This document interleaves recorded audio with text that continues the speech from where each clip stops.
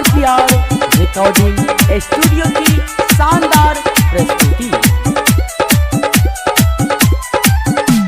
100 रुपया दीहिर छरा मुर्गा मंगेबै झोरा के झोरा झोरा के झोरा झोरा के झोरा। 100 रुपया दीहिर छरा मुर्गा मंगेबै झोरा के झोरा। अब स्वाद न दाल में, अब स्वाद न दाल में। ई मौसम अबै छै साल में, नया साल मनेबै नेपाल में। ई मौसम अबै छै साल में, नया साल मनेबै नेपाल में।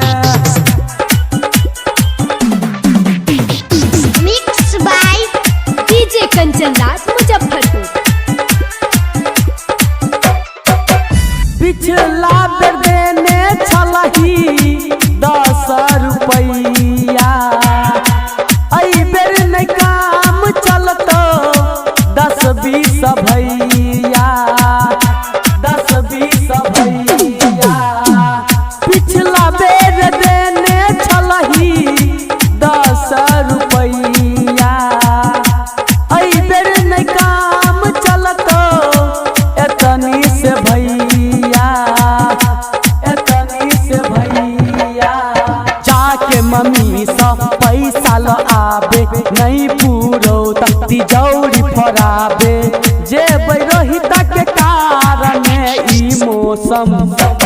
मौसम अबै छै साल में, नया साल मनेबै नेपाल में।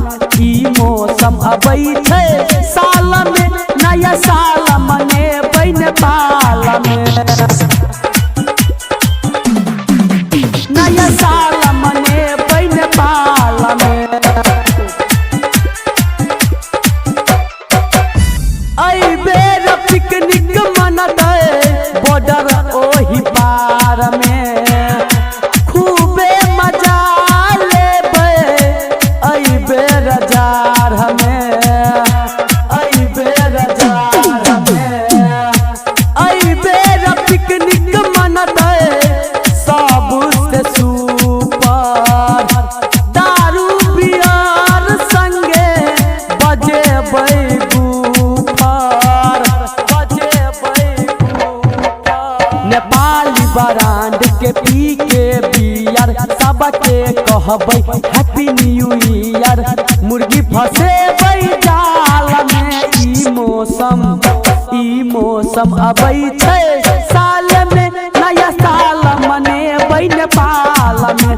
ई मौसम अबै छै साल में, नया साल मनेबै नेपाल में।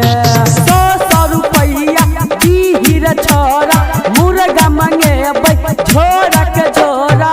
अब स्वाद न दाल में, अब स्वाद न दाल में। ई मौसम अबै छै साल में, नया साल मनेबै नेपाल में।